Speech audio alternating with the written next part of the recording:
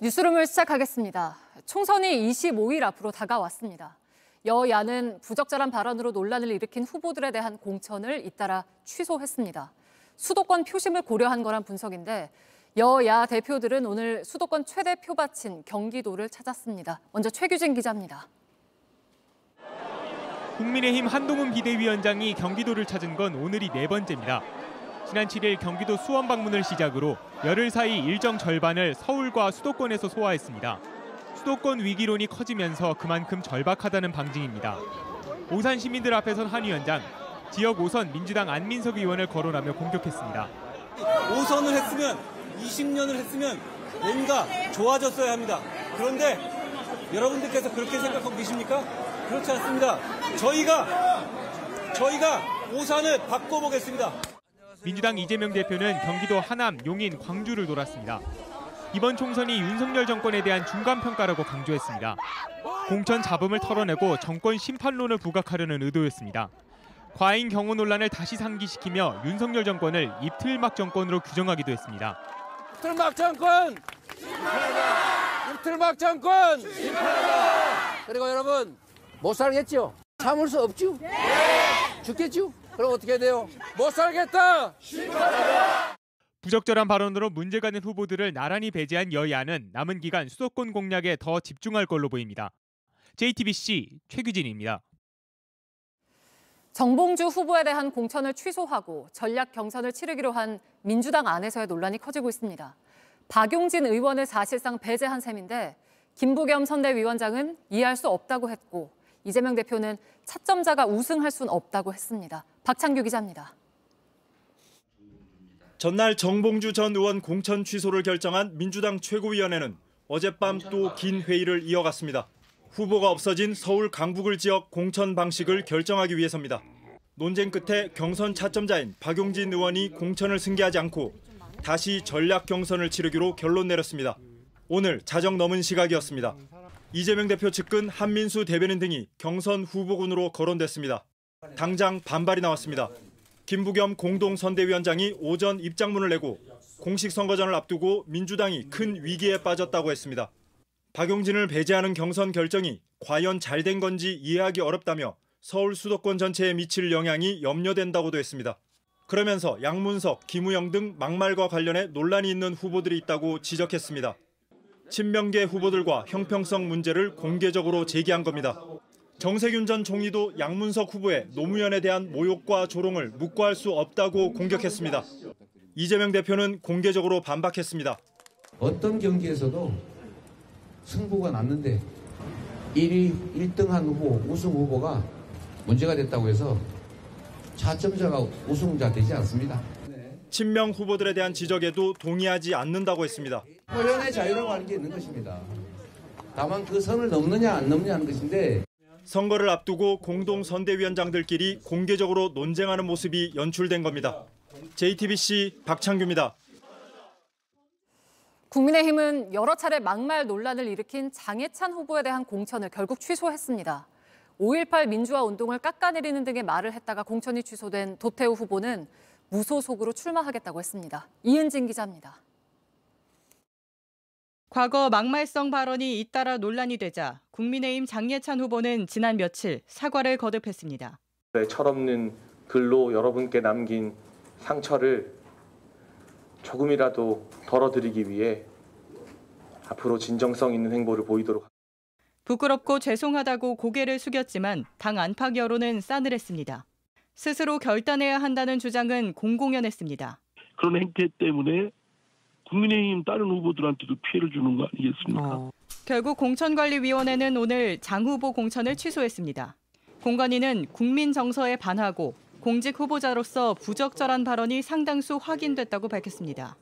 논란 발언들이 추가로 공개되고 여론이 악화되는 악순환을 끊겠다는 의도로 보입니다. 5.18 폄훼 발언 등으로 논란을 빚은 도태우 후보 공천을 뒤늦게 취소한 것도 같은 배경입니다.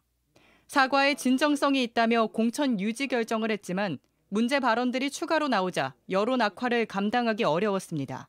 다른 사안들에 대한 어떤 언급들이 더 나오고 하게 되면 우리 당 입장에서는 공천을 유지하기 좀 어렵지 않은가라는.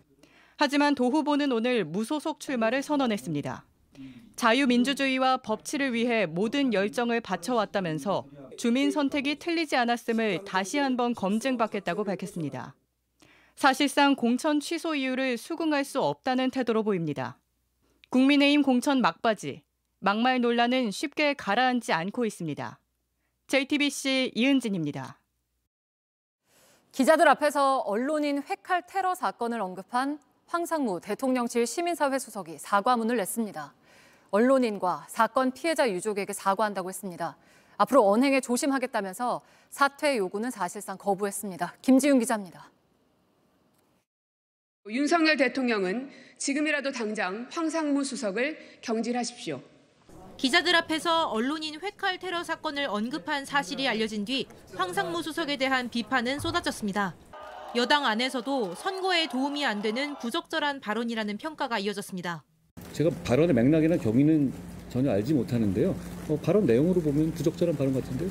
발언이 알려진 지 이틀 만에 황 수석은 대통령실 알림에 사과문을 내놨습니다. 4줄 사과문이었습니다. 황 수석은 저의 언행으로 국민 여러분께 심려를 끼쳤다며 사과드린다고 밝혔습니다. 그러면서 이야기 듣는 상대방 입장을 헤아리지 못했다며 사건 피해자 유가족께도 심심한 사과와 위로의 말씀을 전한다고 했습니다. 사퇴 요구에는 직접 답하지는 않았습니다. 다만 앞으로는 공직자로서 언행을 각별히 조심하고 더 책임 있게 처신하겠다고 밝혀 사실상 거부 의사를 밝혔습니다. 사과는 했지만 논란은 쉽게 가라앉지 않을 걸로 보입니다. 민주당은 책임 있는 처신은 사과가 아니라 사퇴라고 거듭 요구했습니다. 회칼 테러 사건 피해자인 고 오홍근 기자의 유족은 조만간 황 수석을 형사 고발하겠다고 밝혔습니다. JTBC 김지윤입니다. 한 달째 환자 곁을 떠나 있는 전공의들에 이어서 의과대학 교수들도 오는 25일부터 사직서를 내겠다고 했습니다. 교수들은 사직서가 수리되면 떠나겠다면서 정부가 의대 정원을 2,000명 늘리기로 한 결정을 되돌리라고 다시 요구했습니다. 임예은 기자입니다. 전공의에 이어 끝내 의대 교수들도 사직 절차에 들어갑니다. 전국의과대학 교수 비상대책위원회는 어제 저녁 총회를 열고 오는 25일부터 사직서를 제출하기로 했습니다. 회의에 참여한 20개 대학 중 16개 대학 교수들이 참여합니다.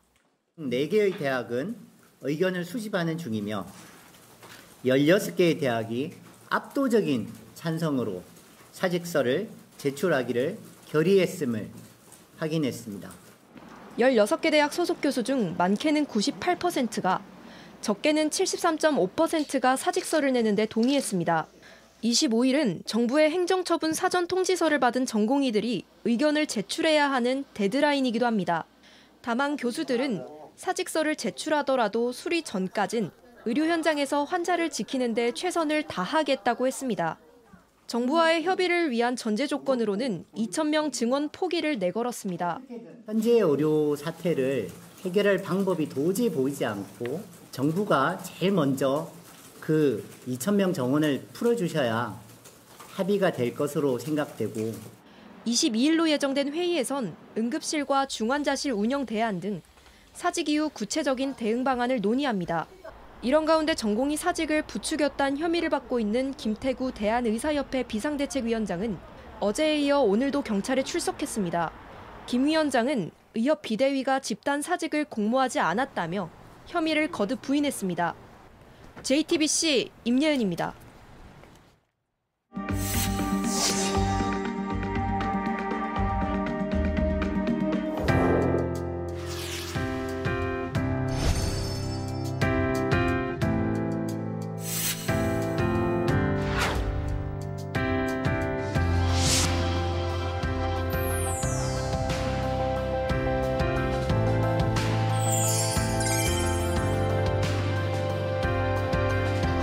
우리 사회 좀 따뜻한 사회가 됐으면 좋겠습니다. 네, 앞서 보신 것처럼 여러 시민분들께서 후원을 해주신 덕분에 다시 상담을 이어갈 수 있게 됐습니다. 송태경 사무처장님을 직접 모시고 더 자세한 이야기 나눠보겠습니다. 어서 오세요. 네, 안녕하십니까. 네, 저희 뉴스룸에서 보도가 나간 이후에 네. 정말 많은 분들이 도움의 손길을 내밀어 주셨다면서요? 네, 엄청납니다. 네. 한 2만 명이 넘을 것 같습니다. 네. 보도가 2번 나갔잖아요. 네. 후원금을 엄청 많이 보내주셨다고 했는데. 지금 8억이 넘었습니다. 와. 지금도 계속 들어오고 있고요. 그래요. 그 찾아오시는 분들도 더 많아졌을 것 같아요. 어떠신가요? 과로해 죽겠습니다. 단순 상담 빼고요. 네. 전문적인 전화 상담. 네. 또 하루 서너 건 이상 해야 되고요. 제 머리를 완전히 쥐어짜서 네. 꼼꼼히 분석을 해야 해결 가능한 이건 전문적인 방문 상담을 해야 되거든요. 네. 그런 것도 이제 지난 수요일하고 일요일 빼놓고는 계속 해왔고요. 내일도 해야 되고 다음 주도 계속 이어지고 있을 거고요. 아마 3, 4월 지금 추이로 보면 5월 달까지는 휴일도 반납하고 계속 해야 될 것 같습니다. 네. 사실 저희 이제 최강일 PD가 이런 사람이 있다는 걸 세상에 좀 알리고 싶다라는 취지로 이제 사무처장님을 보도를 한 걸로 알고 있는데 네. 그 전에도 방송 인터뷰나 출연을 하신 적은 여러 번 많이 있는데 했죠. KBS, MBC, 네. YTN 근데 이런 식의 변화가 일어난 건 이번이 처음이신가요? 깜짝 놀랐습니다. 받으신 그럼 그 후원금은 앞으로 어떻게 우선적으로 쓰실 계획이신가요? 우선 민생연대 정상화시키기 위해서는 저를 대체할 만한 능력을 갖고 있는 네. 이 활동가들을 충원하는 게 시급하고요. 지금은 혼자 하고 계신가요, 혹시? 지금은 혼자 있는 거죠. 네. 그리고 회계 담당 해주시면서 외부적으로 이제 보조적인 도움을 주신 그러니까 퇴직한 활동가들이 전부인 거죠. 주로 이제 무료 봉사를 해주시는 차원으로 활동비를 지급해야 되는데 제가 다 떼먹어 버렸습니다. 아이고. 네. 이제 그렇게 많은 분들께서 이제 보내주셨으니 아마 그런 것들을 순차적으로 해결해 가실 것 같아요. 네, 다 해결할 수 있습니다. 네. 사실 지금 사무처장님께서도 제대로 된 활동비를 받지 못하고 이렇게 계속 하고 계신 지 몇 년이 되신 거잖아요. 16년 됐죠, 네. 오죽하면은 도둑이 갔다가 5만 원을 그냥 놓고 간 적이 있어요. 두고 가셨더라고요. 그건 어떤 내용인가요? 아내가 사채를 썼어요. 간단하게 메모 남겼는데 훔쳐가려고 들어왔는데 네. 여기 불법 사채 상담해주고 도와주는 데인 줄 알고 후원금 하면 메모 하나 하고 5만 원 두고 갔습니다.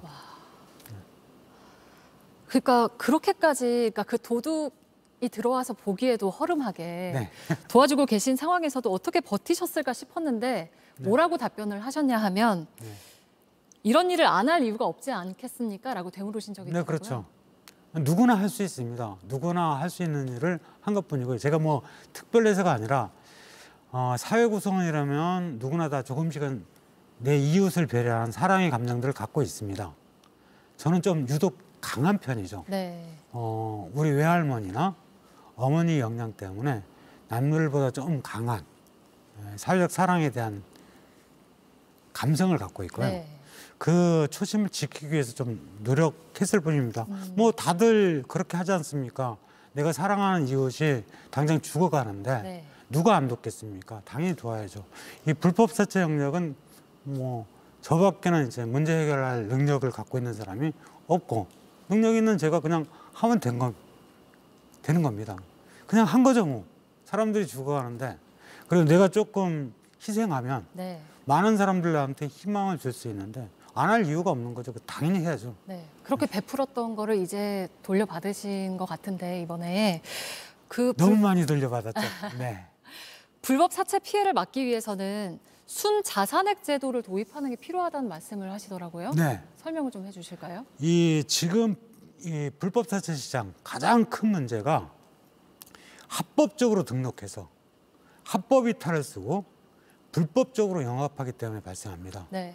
이걸 정리할 수 있는 아주 합리적인 제도가 순자산액 제도입니다. 자본금 아니고요. 자본금 제도를 하게 되면 등록한 다음에 곧바로 깡통 자본 만들어서 돈 다 빼가 버릴 수 있습니다. 말 그대로 순자산, 부채 다 빼고 순자산액. 예컨대 3억 원 이상의 기준을 정해서 이 이상 갖지 못하면 등록도 못하고 등록을 해서 영업하는 중이어도 등록 취소해버리고 재등록도 못하게. 그러면 중견 대법체 이상 다 정리가 될 겁니다. 그럼 관리 감독도 아주 쉬워지고요. 국민적 견제 감시도 아주 쉬워지고. 그리고 특히 경찰이 다른 것은 다 불법이니까 가볍게 단속을 할 수 있습니다. 불법 사채 시장 아주 쉽게 쪼그라들 수 있습니다. 네. 사실 민생연대의 최종 목표는 민생연대가 없어도 괜찮은 사회. 네. 사회 구성들이라면 누구나 더불어 풍요로울 수 있고 그리고 어떤 구속도 없이 자유로울 수 있고 지구자연과 더 나아가서 우주자연과 유기적으로 공존할 수 있는 민생연대 자체가 전혀 필요 없는 사회. 이런 사회가 되면 얼마나 좋겠습니까? 네. 제 꿈입니다. 네, 그 날이 꼭 오기를 바라는 마음입니다. 네, 오늘 말씀 여기까지 듣겠습니다. 송태경 민생연대 사무처장과 함께했습니다. 고맙습니다. 네, 고맙습니다.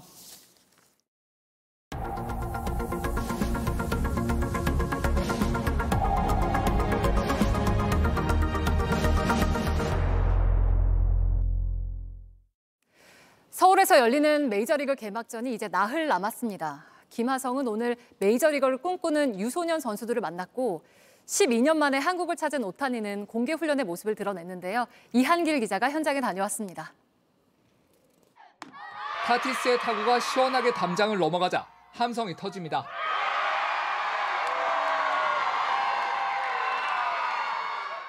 김하성은 익살스러운 세리머니로 환한 웃음을 줬습니다. 저의 초등학교 때 모습을 보는 것 같은데 이런 선수들을 보고 메이저리그에 큰 꿈을 가졌으면 좋겠고 한국에 온 지 이틀째 양 팀은 유소년 선수들을 위한 야구 교실에 참가했습니다.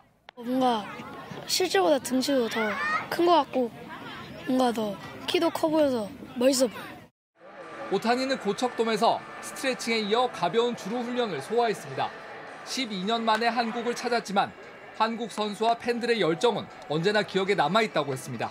韓国のチームも、僕の中ではすごく思い入れのあって、素晴らしいチームだなと思っているので今回韓国でプレーできるというのはすごい楽しみですし空港でもああやって迎えてもらってすごいありがたいなと思ってました。 이어진 샌디에이고의 훈련.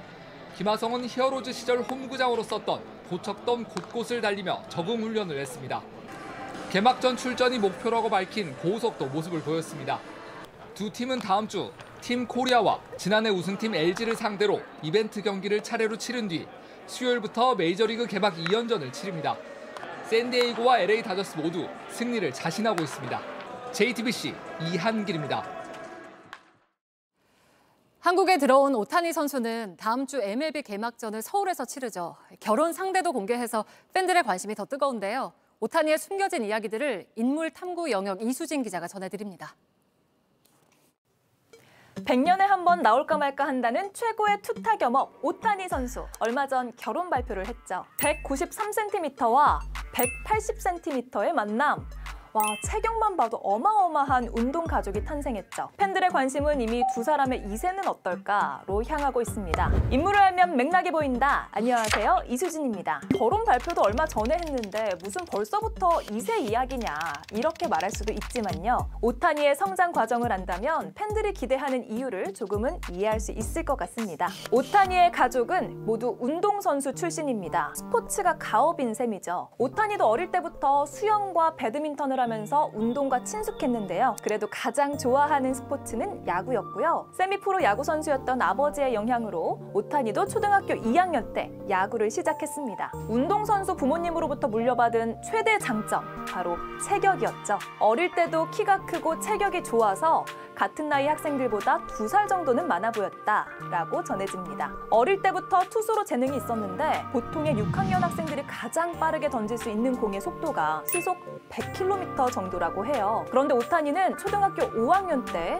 이미 최고 구속이 시속 110km였다고 합니다. 리틀리그는 전 경기가 6이닝이어서 아웃 카운트가 18개인데 여기서 17명의 타자를 탈삼진으로 잡은 적도 있다고 합니다. 타자로도 훌륭했는데요. 오타니가 타석에 서면 공이 담장을 넘어가는 거예요. 공이 자꾸 강물에 빠져서 감독이 경고를 줄 정도였다고 합니다. 타니야, 당겨치지 말라니까. 우리 리틀 야구여서 안 그래도 공이 부족한데 물 먹은 공을 어떻게 쓰니? 타고난 체격과 야구 재능, 이것도 훌륭했지만 오타니의 더 큰 재능은 바로 성실한 성품이었다고 합니다. 보통 어릴 때 스스로 충분히 잘한다 이렇게 생각하면 더 이상은 열심히 하지 않을 수도 있잖아요. 그런데 오타니는 달랐다고 하죠. 어릴 때부터 컴퓨터로 메이저리그 경기 영상을 보면서 기술을 연구했고요. 고등학생 때 겪은 이 사건 때문에 본격적인 연습벌레의 길을 가게 됩니다. 잠이 많은 걸로 유명한 유명한 오타니가 하루는 늦잠을 잔 거예요. 감독님이 야구를 못하게 하고 눈을 치우게 했다고 해요. 하루만 그런 게 아니라 며칠이나 연습에서 빠졌는데요.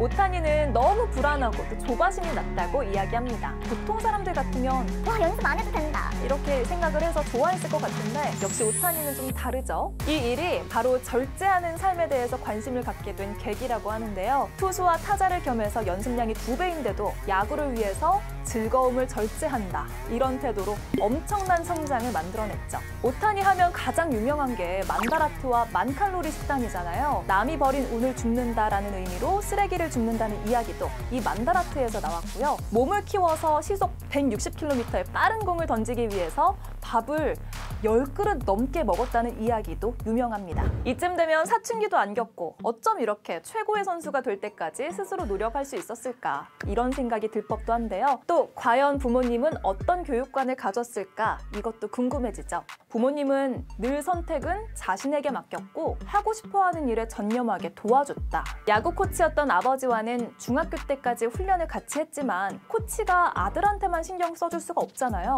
그래서 교환 일기를 주고받았다고 합니다. 하루의 평가는 물론이고요. 야구 선수로서의 목표도 자주 공유를 했다고 하죠. 그러면서도 부모님은 아들의 성공은 아들의 것이라고 하면서 오타니가 사주는 집도 거절했다고 알려지면서 많은 사람들이 깜짝 놀랐죠. 아버지가 지었다는 오타니의 이름, 쇼는 날다, 헤이는 평평하다라는 뜻이래요. 명성을 떨치면서도 평온하게 살아가길 바란다라는 의미인데요. 오타니 2세에 대한 기대는 어쩌면 정말 자신의 이름대로 자라온 오타니와 그를 길러낸 부모님에 대한 관심과 존경의 표시가 아닐까 싶습니다. 오늘의 인물탐구는 여기까지입니다.